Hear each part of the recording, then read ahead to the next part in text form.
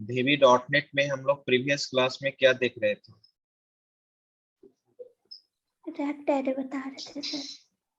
मतलब एरे समाप्त हो चुका था, मुझे याद है एरे समाप्त हो चुका था, उसका इम्प्लीमेंटेशन इंट्रोडक्शन बताए थे। क्या 2D एरे का इंट्रोडक्शन बताए थे सर। किसका?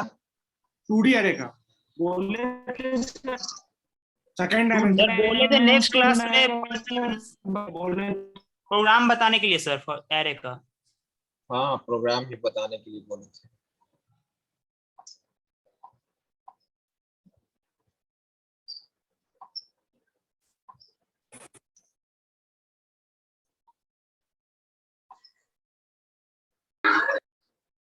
तो ध्यान दीजिए, विजुअल स्टूडियो अभी इंस्टॉल नहीं हुआ है, लगभग अभी इसमें टाइम लगेगा। इंस्टॉलेशन में मैंने लगाया है, ठीक है। आज तो मैं प्रोग्राम नहीं बता पाऊंगा। आज हम लोग क्या, फिर से बोलिए।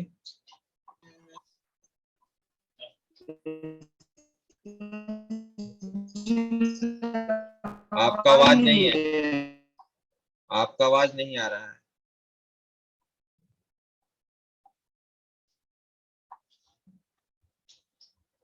हम लोग एरे का कॉन्सेप्ट देख रहे थे, जिसमें मैंने बताया था 1 डायमेंशनल, 2 डायमेंशनल, ठीक है, और जैक्ड एरे। उसका इम्प्लीमेंटेशन दिखाना बाकी था, थ्योरी मैंने समझा दिया था, ठीक है। तो इम्प्लीमेंटेशन हम लोग तभी देखेंगे जब ये विजुअल स्टूडियो इंस्टॉल हो जाएगा, ठीक है। अभी हम लोग कुछ दूसरा चीज पढ़ लेते हैं, ठीक है।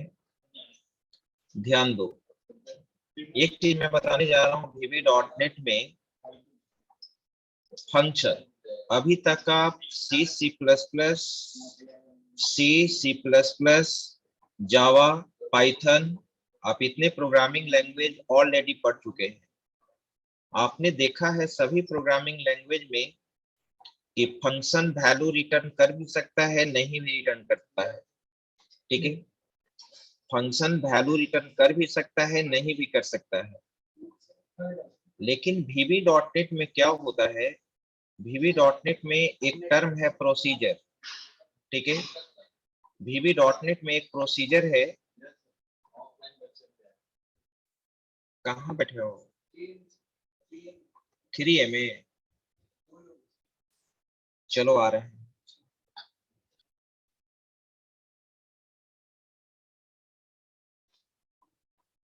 दो मिनट वेट करना।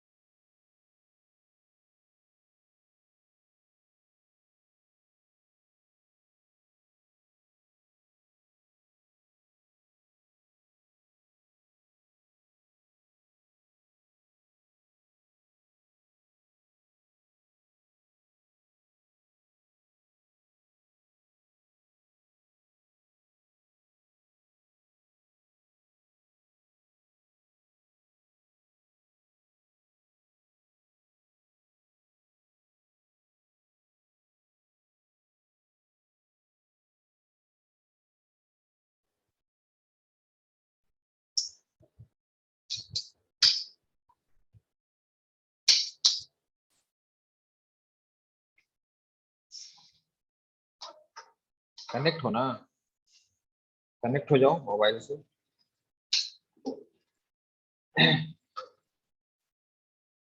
हाँ हाँ, तो एक मिनट, तो मैं बता रहा था यहाँ पे प्रोसीजर का कॉन्सेप्ट, ठीक है।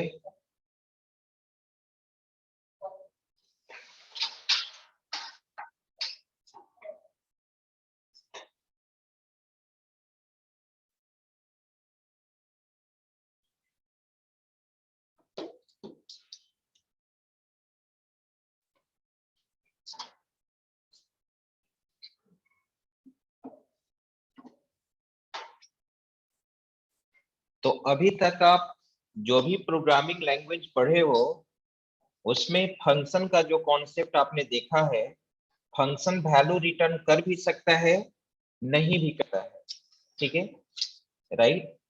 और जैसा कि सी सी प्लस प्लस जावा में जो फंक्शन वैल्यू रिटर्न नहीं करता है उसके पहले वॉइड कीवर्ड लगा हुआ रहता है, और जो फंक्शन वैल्यू रिटर्न करता है, जो फंक्शन वैल्यू रिटर्न करता है उसके पहले डेटा टाइप यूज हो रहता है, ठीक है।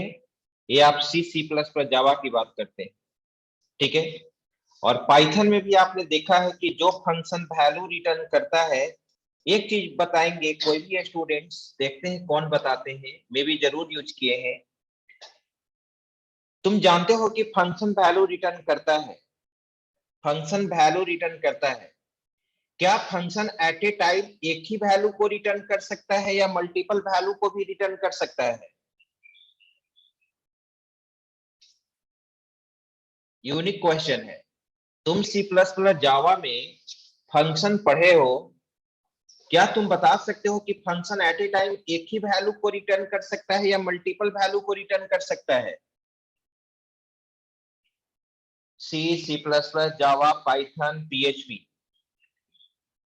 5 प्रोग्रामिंग लैंग्वेज आप ऑलरेडी पढ़ चुके हैं, बताइए कोई।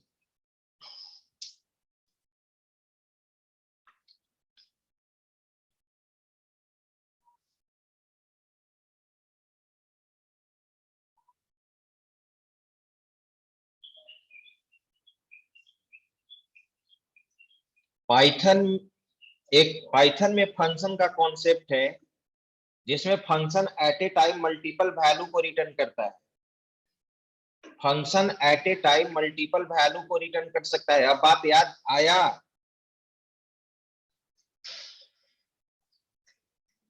Yes sir, dictionary. क्या बिना डिक्शनरी, डिक्शनरी टाइप का हाँ वैल्यू रिटर्न करता है, लेकिन आपने पढ़ा है function more than one value return करता है, राइट? अरे कुछ बोलो ना, यस या नो, पढ़े हो, या ऐसा भी तो बोल सकते हो कि सर नहीं पढ़े हैं। अगर याद, अगर मैंने, ऐसा होता है कि जब उसके बारे में कुछ बता दिए तो याद आना चाहिए कि पढ़े हैं, तो आप बोल सकते हो कि सर नहीं पढ़े हैं। ये चुप रहने वाला जो आदत है बहुत खराब है। पाइथन में ऐसा पढ़े हो कि फंक्शन मल्टीपल वैल्यू को रिटर्न करता है?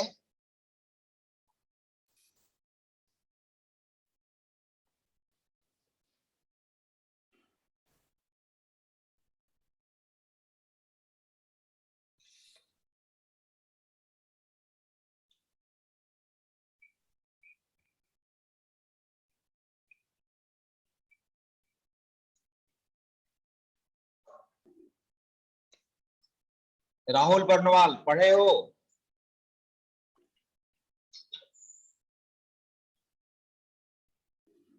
राहुल बर्नवाल पढ़े हो? सर फंक्शन रिटर्न सर हम क्या लिस्ट और टपल के थ्रू हम करवाए हैं सर। सर ऑब्जेक्ट के थ्रू जब बोल रहे वो तो नहीं किए हैं कभी। ऑब्जेक्ट के थ्रू हम कहाँ कुछ बोले, बोले क्या कि कुछ ऑब्जेक्ट के थ्रू नाम लिए हैं क्या ऑब्जेक्ट? मैंने तो तुमसे क्या पूछा कि पाइथन में फंक्शन मल्टीपल वैल्यू रिटर्न करता है या नहीं, मैंने तो ये क्वेश्चन था मेरा। सर हम लिस्ट और टपल बना के रिटर्न करवाए, इस तरह मल्टीपल अलग अलग करके नहीं करवाए कभी भी। सर शायद होता भी नहीं है उस तरह से। होता है, फंक्शन को कॉल करोगे तो मल्टीपल वैल्यू रिटर्न करेगा। हाँ भावेश बोलो। सर मल्टीपल वैल्यू रिटर्न होता है सर, कॉमा से सेपरेट करके सर किया जाता है। Very good very good, Bhavesh Ranjan ने सही बोला। पाइथन में फंक्शन मल्टीपल वैल्यूज को रिटर्न करता है। यस नो में रिप्लाई किया करो, मुझे फास्ट रिस्पॉन्स चाहिए।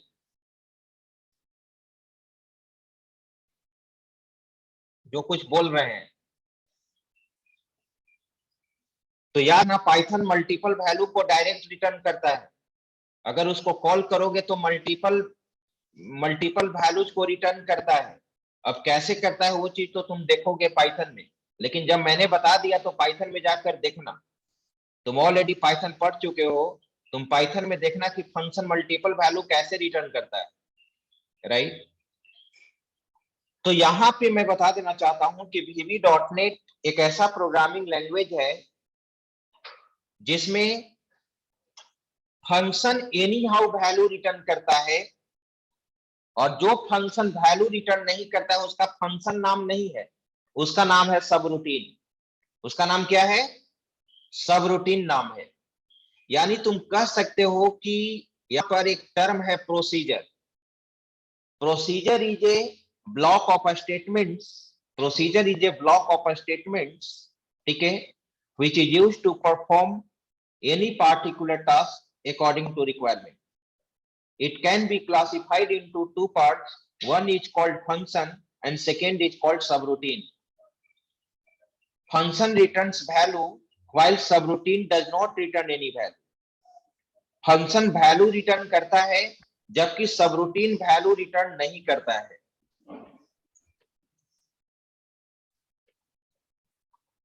VB.NET में function anyhow value return करता है जबकि सबरूटीन वैल्यू रिटर्न नहीं करता है। याद करो, मेन के पहले सब कीवर्ड लगा हुआ था, तो मेन फंक्शन है कि सबरूटीन है? सबरूटीन है। मेन क्या है? सबरूटीन है, राइट।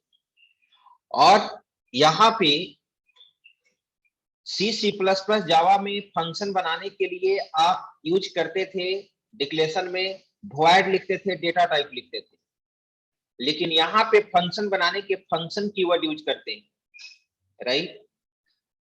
C++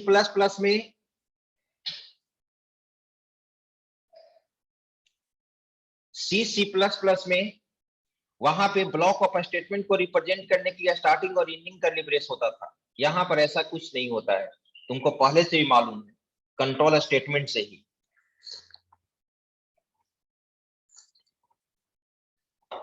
ठीक है। तो यहाँ पे फंक्शन बनाने के लिए फंक्शन कीवर्ड यूज करते हैं और सबरूटीन बनाने के लिए सब कीवर्ड यूज करते हैं, राइट, ठीक है। क्लियर लिखा हुआ है, पढ़ो प्रोसीजर के बारे में। कोई तुमसे पूछेगा कि VB.NET में प्रोसीजर क्या होता है, तो तुम बताओगे it is A block of well defined statements which is used to design for performing any special task according to requirement. तुम जानते हो कि फंक्शन किसी पर्पस के लिए बनाया जाता है, ठीक है। तो यहाँ पे प्रोसीजर का दो टाइप हो गया, एक सबरूटीन हो गया और एक फंक्शन हो गया। आगे पढ़ो। मैंने आपको बताया था कि सबरूटीन किसको कहते हैं, तो सबरूटीन भी एक प्रकार का प्रोसीजर है।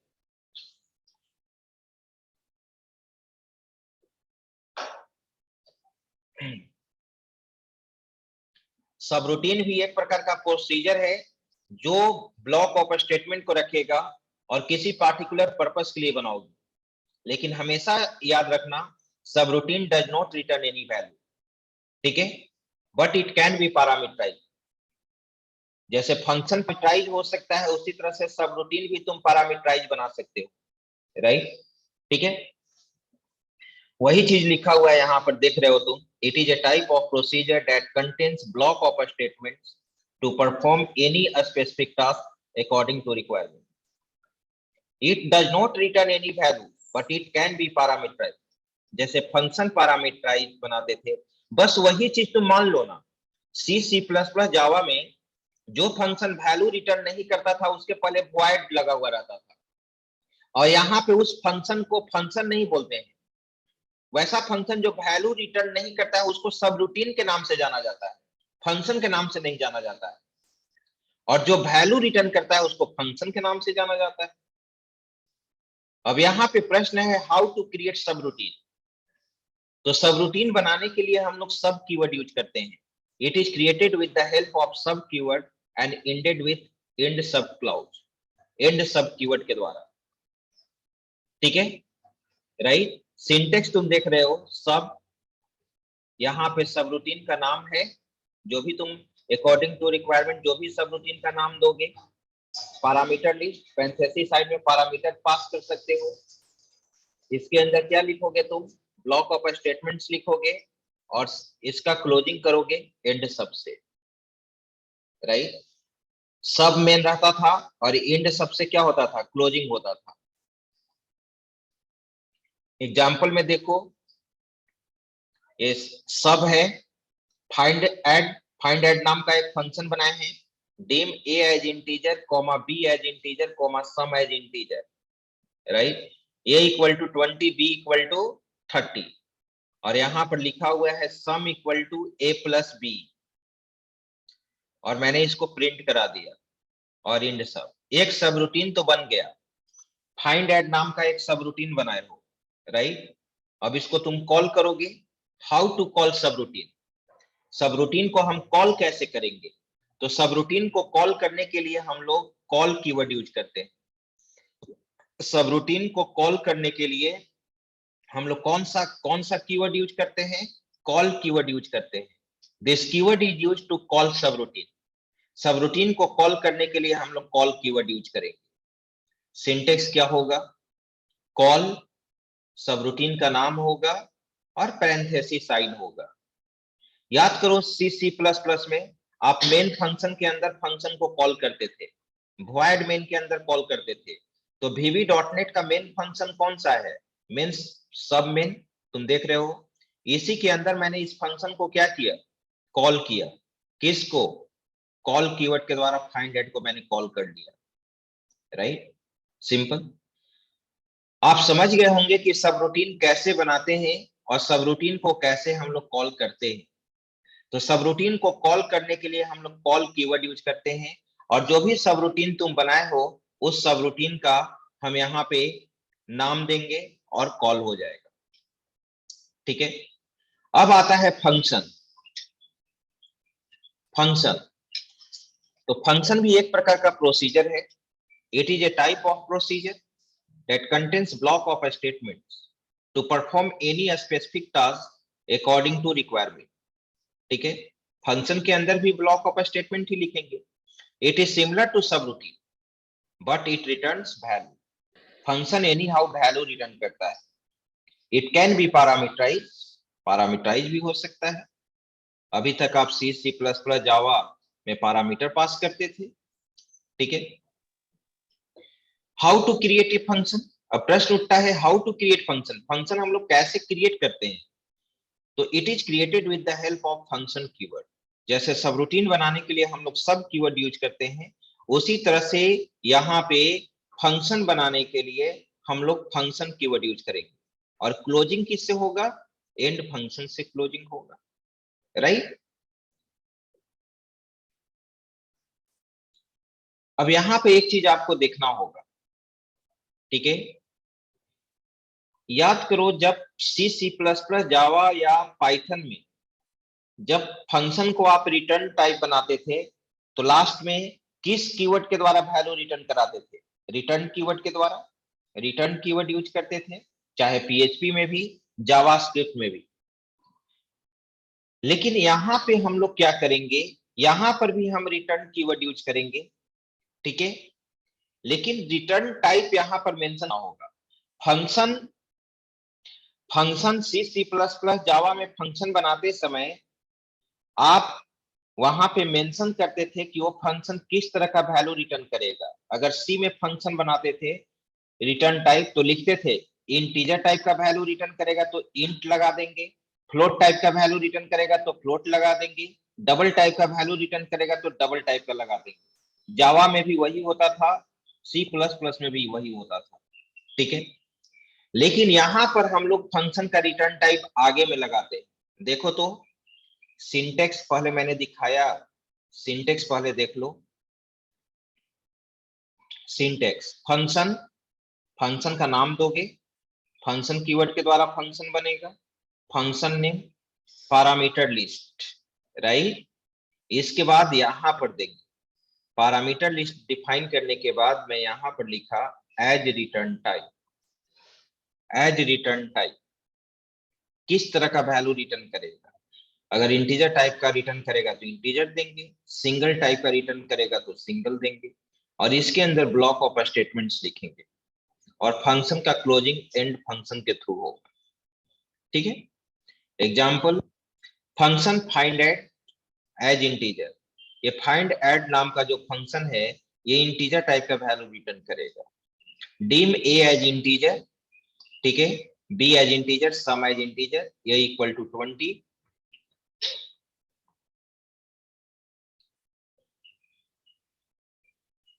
b equal to 30, sum equal to a plus b. देखो तो रिटर्न मैंने लिखा, सम का वैल्यू रिटर्न कराना है तो लास्ट में रिटर्न लिखोगे, return sum. End function, function का क्लोजिंग एंड फंक्शन से होगा। अब प्रश्न उठता है how to call function, function को कैसे कॉल करोगे? तो फंक्शन को कॉल करने के लिए यहाँ पे कॉल कीवर्ड यूज नहीं करते, केवल सबरूटीन को कॉल करने के लिए हम लोग, सबरूटीन को केवल कॉल करने के लिए हम लोग यहाँ पे यूज करते हैं क्या, ठीक है, कॉल कीवर्ड, लेकिन फंक्शन को डायरेक्ट कॉल करते हैं। और तुमको मालूम है कि जो फंक्शन वैल्यू रिटर्न करता है उसको सी प्लस प्लस जावा में कैसे कॉल करते थे? दो मेथड है, कोई बताइए तो कैसे कॉल करते थे? अगर सी प्लस प्लस जावा में एक रिटर्न टाइप का फंक्शन बनाए हो तो उसको मेन में कैसे कॉल करते थे? दो नियम कौन कौन था, कौन बताएंगे? रिटर्न टाइप फंक्शन को बोलो राहुल। सर पहला तो एक वेरिएबल के थ्रू जैसे कॉल करेंगे तो एक वेरिएबल में उसका स्टोर करवाएंगे रिजल्ट, वेरी गुड। और एक से प्रिंटफ में उसको कॉल कर देंगे जिससे वो वैल्यू मेरा डायरेक्ट प्रिंट कर दे जो रिटर्न कर रहा है। हाँ बिल्कुल, दो नियम है, जब फंक्शन हमारा वैल्यू रिटर्न करेगा तो उसको कॉल करने के लिए दो रूल्स होता है, ठीक है, चाहे वो दुनिया का कोई भी प्रोग्रामिंग लैंग्वेज क्यों ना हो। एक एक्स्ट्रा वेरिएबल लेकर, यानी फंक्शन हमारा जिस तरह का वैल्यू रिटर्न करेगा उस तरह का वेरिएबल डिक्लेयर कर लोगे और उस वेरिएबल के अंदर कॉल कर लोगे और फिर उसको प्रिंट करा दोगे। और सेकेंड मेथड है कि जिस प्रोग्रामिंग में कॉल करने जा रहे हो उसका जो आउट फंक्शन है, आउटपुट फंक्शन में भी कॉल कर सकते हो। जैसे सी में आपने बताया कि सर प्रिंटफ में कॉल कर लेंगे, सी प्लस प्लस में सी आउट के साथ कॉल कर लेंगे, जावा में सिस्टम डॉट आउट प्रिंटलन के साथ कॉल कर लेंगे, ठीक है, पाइथन में प्रिंट के साथ कॉल कर लेंगे। तो यहाँ पर देखो फर्स्ट मेथड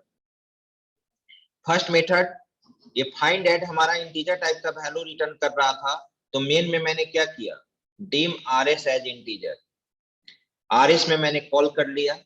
अब जो फंक्शन का बॉडी एग्जीक्यूट करेगा तो वैल्यू रिटर्न करेगा आरएस में, और मैंने इसको कॉल कर दिया, मैंने इसको राइट लाइन में उस आरएस को क्या कर दिया, प्रिंट करा दिया। दूसरा तरीका यहाँ पर क्या है, सेकेंड मेथड में यहाँ पर सब में राइट लाइन एडिशन, ठीक है, डायरेक्ट राइट लाइन में एडिशन, और फंक्शन को मैंने क्या कर लिया, कॉल कर लिया, ठीक है, राइट। तो मैं उम्मीद करता हूं कि आप सीख गए होंगे कि फंक्शन हम लोग कैसे बनाएंगे और प्रोसीजर कैसे बनाएंगे, फंक्शन कैसे बनाएंगे और सबरूटीन कैसे बनाएंगे। Function anyhow value return करता है जबकि सबरूटीन वैल्यू रिटर्न नहीं करता है, ठीक है। फंक्शन कीवर्ड के द्वारा बनेगा, सबरूटीन सब कीवर्ड के द्वारा बनेगा, दोनों पैरामीटराइज हो सकता है, ठीक है। अब इसका इम्प्लीमेंटेशन में तुम जो भी प्रोग्राम बनाए हो, ठीक है, सी प्लस प्लस, जावा, पाइथन, आप सारे को VB.NET में कन्वर्ट कर सकते हैं। जिस प्रोग्राम को तुमको मन है कि हम फंक्शन के थ्रू बनाएं तो फंक्शन के थ्रू बनाओ, सबरूटीन के थ्रू बनाना चाहते हो तो सबरूटीन के थ्रू बनाओगे, ठीक है। अब यहाँ पे जब VB.NET में उप्स का कॉन्सेप्ट पढ़ोगे, तुम जानते हो कि क्लास के अंदर हम लोग फंक्शन डिफाइन करते हैं, तो VB.NET के अंदर जब क्लास बनाएंगे तो यहाँ पे क्लास के अंदर सब रूटीन का भी कलेक्शन होगा और फंक्शन का भी कलेक्शन होगा। तो बिना फंक्शन जाने हुए, बिना सब रूटीन जाने हुए कैसे आप आगे, जैसे बिना सी में फंक्शन पढ़े हुए कैन डेटा स्ट्रक्चर के प्रोग्राम को पढ़ सकते हैं। तुम जानते हो कि डेटा स्ट्रक्चर में जो भी काम करना है, ठीक है, जो भी डेटा स्ट्रक्चर के टूल्स का ऑपरेशन परफॉर्म करोगे फंक्शन वाइज करोगे, तो फंक्शन का कॉन्सेप्ट तो मालूम होना चाहिए, ठीक है। अब प्रोग्राम का लॉजिक थोड़ी चेंज होता है, बस लिखने का रूल है अलग अलग प्रोग्रामिंग में। अब देखो तो एक प्रोग्राम कितना सिंपल लिखा हुआ है, सिंपल प्रोग्राम है, ठीक है। विजुअल स्टूडियो अब में भी इंस्टॉल हो चुका है, सेटअप कंप्लीटेड, ठीक है।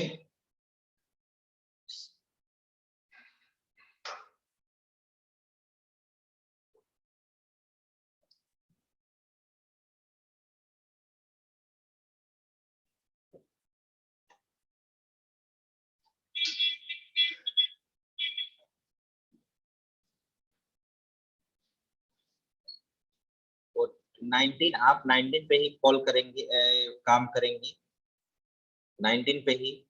और हम 2010 भी था, 12 था, 12 इंस्टॉल कर दिए हैं क्योंकि मेरा सिस्टम थोड़ा सा कॉन्फ़िगरेशन कम है।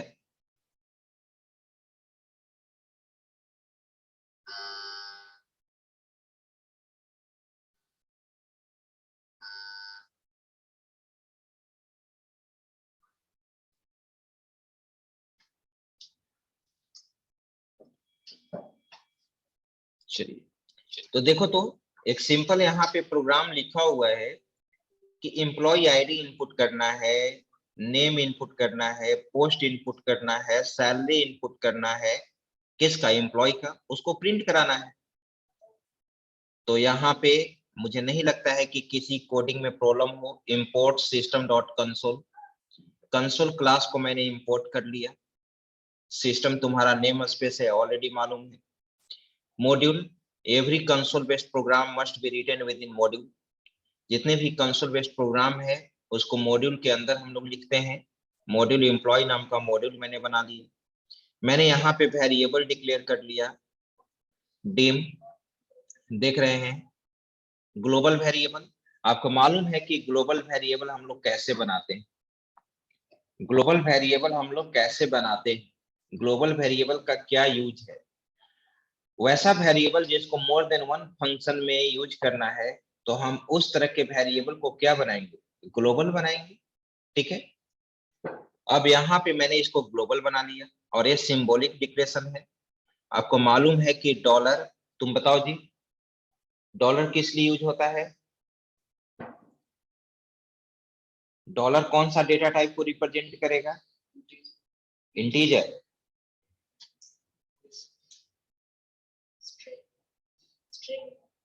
क्या? स्ट्रिंग। वेरी गुड, स्ट्रिंग को ना रिप्रेजेंट करता है। सैलरी परसेंट, सैलरी इंटीजर को रिप्रेजेंट करेगा। अब यहाँ पे सब रूटीन बना हुआ है, सब गेट इनपुट। हम यहाँ पे सब रूटीन के द्वारा इनपुट ले रहे हैं, ये वैल्यू रिटर्न नहीं करेगा। सब रूटीन बनाने के लिए कौन सा कीवर्ड यूज हुआ? सब कीवर्ड यूज हुआ।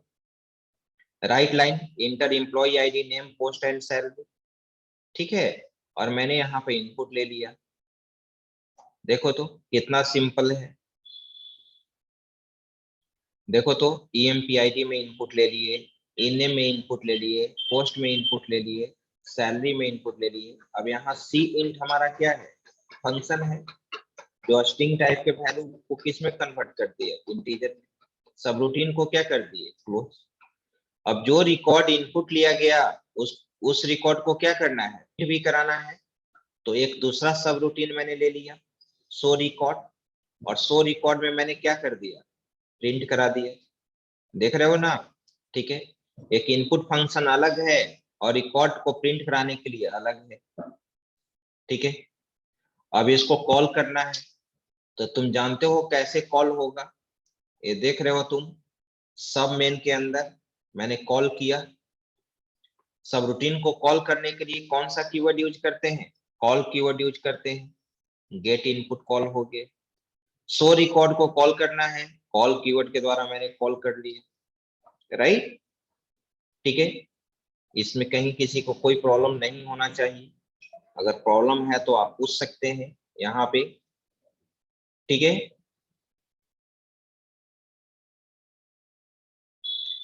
एक मिनट, अभी ये क्या दे रहा है, 30 दिन में एक्सपायर कर जाएगा।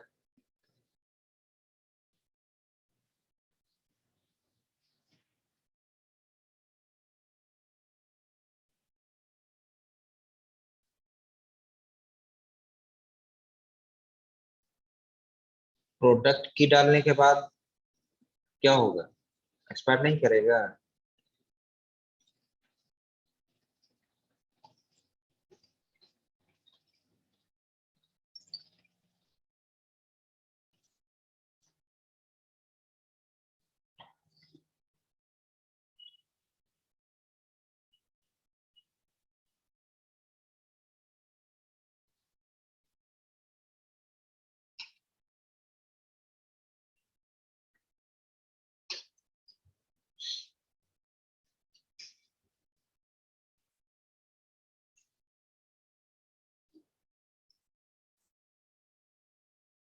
नेक्स्ट,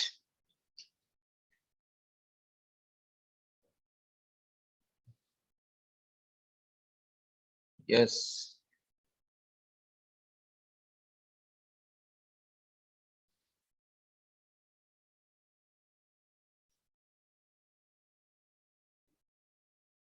ठीक है, चलो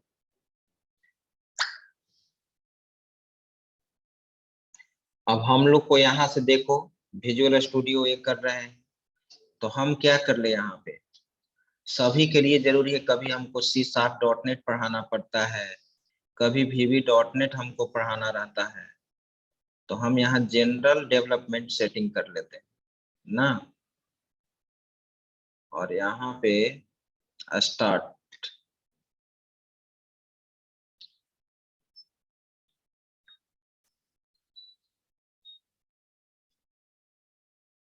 चलो अब जो हम प्रोग्राम आपको बता दें, विजुअल स्टूडियो पे ही बता देंगे। और ये सब प्रोग्राम में क्या है, 4-5 प्रोग्राम प्रोग्रामिंग लैंग्वेज पढ़ने के बाद ये सब तो तुम ऐसे ही जितना फास्ट करोगे उतना अच्छा से तुम्हारा विंडो बेस्ड एप्लीकेशन पे फोकस होगा। चलो अब यहाँ पे प्रोग्राम देखो, तो अब अभी जो हम सब रूटीन, अभी जो मैंने फंक्शन यूज किया था उसमें पैरामीटर मैंने पास नहीं किया था, अब मैं आपको बताने जा रहा हूं कि पैरामीटर कैसे पास करेंगे। ठीक है, तो पैरामीटर का रूल तो वही है, बस यही कॉन्सेप्ट होगा ना कि पैरामीटर डिक्लेयर करने का रूल केवल अलग होगा। ऐसा थोड़ी है कि फॉर्मल पैरामीटर और एक्चुअल पैरामीटर किसको कहते हैं वो सब चेंज हो जाएगा, वो सब तो चेंज नहीं होता है। ग्लोबल वेरिएबल का क्या रोल है, लोकल वेरिएबल का क्या है, वो सब थोड़ी चेंज हो जाएगा। ठीक है, तो प्रोग्राम क्या है हमारा, to input employee ID, name, post and salary of employee as parameter after date. अब इस बार पैरामीटर के थ्रू पास करना है, कोई दिक्कत नहीं। देखो तो यहाँ पे मैंने यहाँ पे ग्लोबल वेरिएबल बनाया है, empid, नेम, पोस्ट, सैलरी। अगर इसको सब रूटीन या फंक्शन के अंदर डिक्लेयर कर देंगे तो क्या बन जाएगा, लोकल वेरिएबल बन जाएगा, राइट। ठीक है, subroutine get input, get input, तो गेट इनपुट है तो बाई वैल, यहाँ पे बाई वैल और बाई रेफ होता है। ठीक है, बाई वैल के द्वारा हम लोग यहाँ पे फॉर्मल पैरामीटर डिक्लेयर करते हैं, यानी कॉल बाई वैल, और एक कॉल बाई रेफरेंस होता है। तो कॉल बाई रेफरेंस जब मैं आगे बताऊंगा तो वहां पे बाई रेफ कीवर्ड होता है, रेफ कहने का मतलब रेफरेंस। ठीक है, बाई वैल कहने का मतलब बाई वैल्यू, राइट। तो देखो तो कैसे पैरामीटर पास किया गया है, by val ID as string, ID हमारा किस टाइप का है, स्ट्रिंग टाइप का है। दूसरा पैरामीटर, हर पैरामीटर का अपना डेटा टाइप होता है, तुम सी प्रोग्रामिंग से ही जानते हो। By val name as string, third parameter by val job as string, by val sal as integer, right. तुम जानते हो कि फंक्शन या सब रूटीन में जो भी पैरामीटर पास करते हैं क्रिएट करते समय, उसको हम लोग बोलते हैं फॉर्मल पैरामीटर। फंक्शन बनाते समय जो पैरामीटर यहाँ पे डिक्लेयर करते हैं इसको बोला जाता है फॉर्मल पैरामीटर, और फंक्शन को कॉल करते समय उस पैरामीटर का जो वैल्यू सप्लाई करते हैं उसको हम लोग बोलते हैं एक्चुअल पैरामीटर। और तुमको ये भी मालूम है कि फॉर्मल पैरामीटर लोकल वेरिएबल की तरह ट्रीट करता है। फॉर्मल पैरामीटर लोकल वेरिएबल की तरह ट्रीट होता है। इस आईडी को, इस नेम को तुम इस सब रूटीन के बाहर एक्सेस नहीं कर सकते हो, इसको तुम एक्सेस नहीं कर सकते हो, राइट। लेकिन मुझे आईडी, नेम, जॉब, सेल को दूसरे सब रूटीन में प्रिंट कराना है, तो हम क्या करेंगे, फॉर्मल पैरामीटर के वैल्यू को एक ग्लोबल वेरिएबल में क्या कर लेंगे, असाइन कर लेंगे। देखो इस आईडी का वैल्यू empid में चला गया, इस नेम का वैल्यू ename में चला गया, इस जॉब का वैल्यू पोस्ट में चला गया, इस सैलरी का वैल्यू सैलरी में चला गया, राइट। ठीक है, जब ये सब रूटीन कॉल होगा तो कॉल करते समय ही हम ये चारों पैरामीटर का वैल्यू सप्लाई करेंगे। जैसे ही इसका बॉडी एग्जीक्यूट करेगा, चारों पैरामीटर का वैल्यू तुम्हारा ग्लोबल वेरिएबल में क्या हो जाएगा, स्टोर हो जाएगा। ठीक है, अब इसके बाद शो रिकॉर्ड में मैंने क्या कर दिया, प्रिंट करा दिया। देखिए write line employee ID, name, post, salary print करा दी। अब क्या करना है, मेन में कॉल करना है। तो देखिए मेन में कॉल किया गया, सब main call gate input function को मैं कॉल किया, नाम दे दिया यहाँ पर जो भी है, एम्प्लॉय आईडी दे दिया, नेम दे दिया, पोस्ट दे दिया, सैलरी दे दिया। गेट इनपुट्स जो सब रूटीन था वो कॉल हो चुका। इसके बाद किसको कॉल कर लिया, शो रिकॉर्ड को भी कॉल कर लिया। तो आपने देखा कि सब रूटीन हम लोग कैसे क्रिएट करते हैं, कैसे उसमें पैरामीटर पास करते हैं, कैसे कॉल करते हैं। किसी भी मॉड्यूल में मोर देन वन सब रूटीन हो सकता है, मोर देन वन कंस्ट्रक्टर हो सकता है। ठीक है, तो याद रखना है सब रूटीन को कॉल करने के लिए हम लोग कॉल कीवर्ड यूज करते हैं।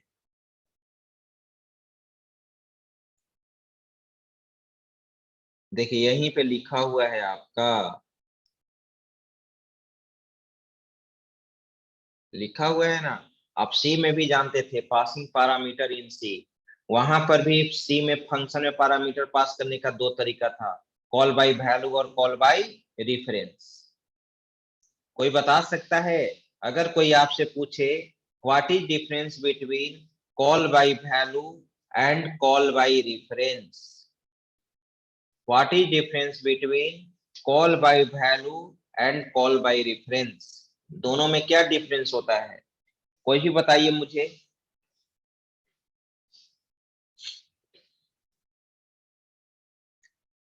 ये विजुअल स्टूडियो स्टार्ट हो गया। अब यहां से हमको क्या पढ़ना है जी, विजुअल बेसिक।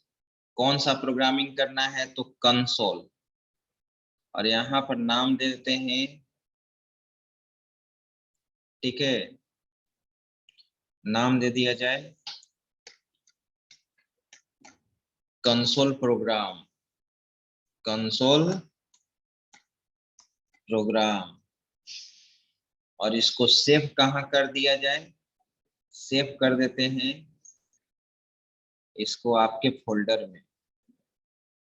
अब आपका फोल्डर कहाँ पर है, माई क्लास में।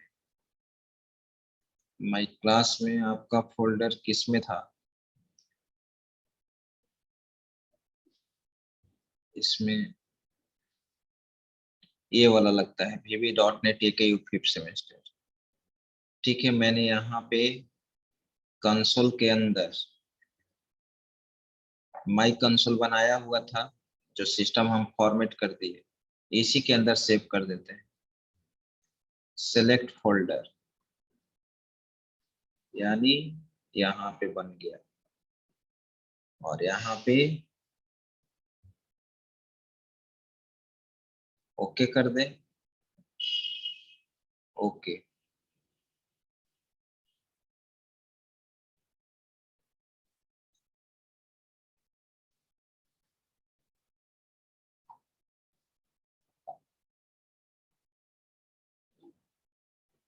हाँ तो बताया नहीं ये तुम लोग, कॉल बाय वैल्यू और कॉल बाय रेफरेंस में क्या डिफरेंस है?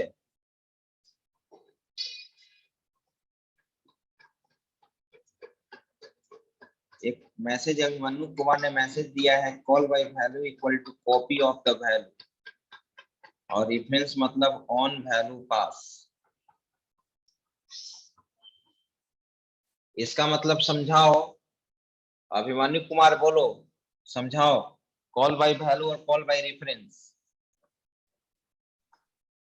सर कॉल बाय वैल्यू में जो वैल्यू पास करना है उसी को वो कॉपी करके पास करता है सर, और इसमें और रेफरेंस में वो खुद अपना वैल्यू पास कर देता है सर, खुद ही होता है वो।